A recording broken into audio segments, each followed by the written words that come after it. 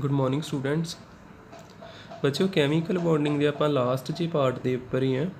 मैं तुहानूं पिछले दिन ही समझाई ही MOT मॉलीक्यूलर ऑर्बिटल थ्योरी, वो 7 पॉइंट आप पढ़े ही।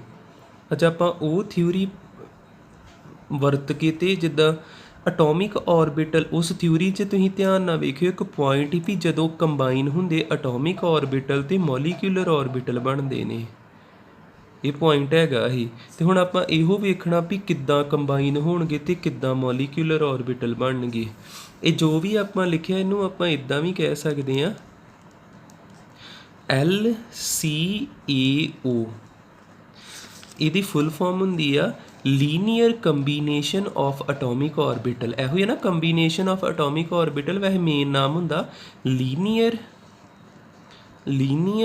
कंबीनेशन of atomic orbital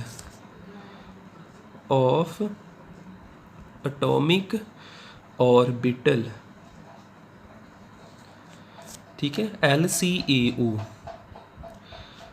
हुण जेकर आप एग्जाम्पल मैं देखा कोई इत्थे जे आप लिखिए फॉर्मेशन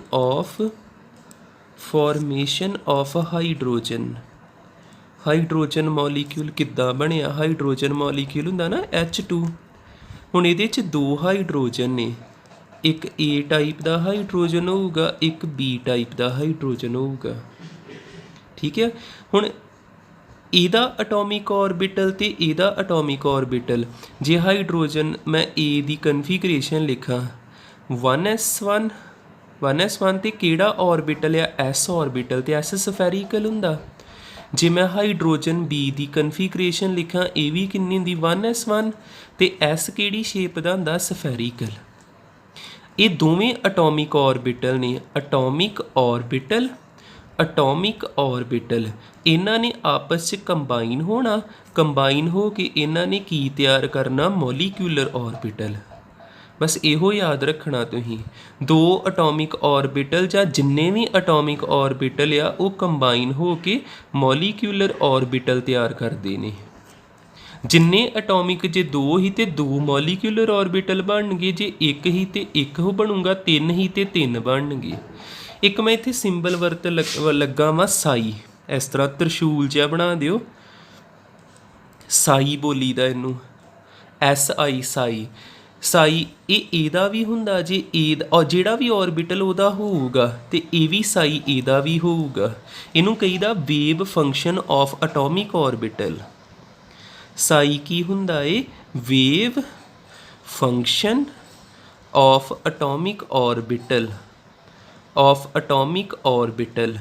ਇਹ A ਦਾ ਇਹ B ਦਾ, ਸਾਈ ਦਾ मतलब ਜੇ ਵੇਵ फंक्शन जिद्दां psi A plus psi B combine हो के की बना लेंदे साई AB।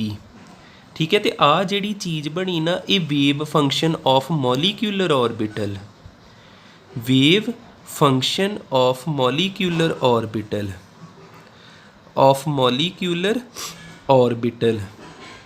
ठीक है, इदां भी कंबाइन हो सकते जां ये माइनस विच भी आ सकदा। ठीक है, इत्थे आ सकदा साई AB। ठीक है, ये भी वेव फंक्शन बन गया। जो प्लस विच आउंदा ना इन्हां नूं कहीदा बॉन्डिंग मॉलीक्यूलर ऑर्बिटल। इन्हां नूं आपां बोलांगे बॉन्डिंग मॉलीक्यूलर ऑर्बिटल। जो माइनस विच हुंदा इन्हां नूं कहीदा एंटी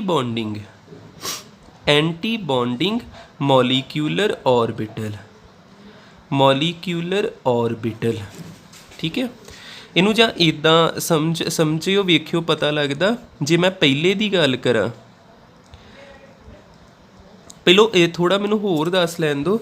जिद्दां मैं तुहानूं कहण दिया भी A ते B कंबाइन होने आ दोवें, आ A जे, ठीक है, आ हैगा वा HB दा, HA दा HB दा न्यूक्लीअस जे ते दोनों पॉजिटिव टाइप दे आ,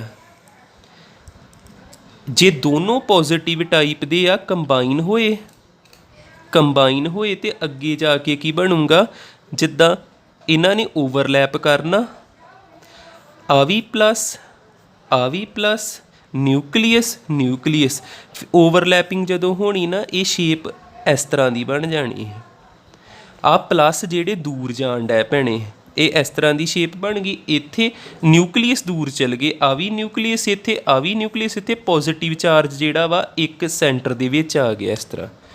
ਠੀਕ ਹੈ, ਜਿੱਥੇ ਮਰਜ਼ੀ ਲਾ ਦਿਓ, ਇੱਥੇ ਲਾ ਦਿਓ। ਆ ਇੱਕ ਬਣ ਗਿਆ, ਇਹ ਬਣ ਗਿਆ ਮੋਲੀਕਿਊਲਰ ਔਰਬਿਟਲ। ਮੋਲੀਕਿਊਲਰ ਔਰਬਿਟਲ ਤੇ ਇਹ ਕਿਸ ਤਰ੍ਹਾਂ ਦਾ ਮੋਲੀਕਿਊਲਰ ਔਰਬਿਟਲ ਆ? ਬੌਂਡਿੰਗ। ਇਹਨੂੰ ਕਹਿਣਾ ਤੁਸੀਂ bonding molecular orbital. Bonding molecular atomic orbital ਤੋਂ ਮੋਲੀਕਿਊਲਰ ਔਰਬਿਟਲ ਬਣਿਆ। ਆ ਹੈਗੇ ਹੀ ਅਟੋਮਿਕ ਔਰਬਿਟਲ।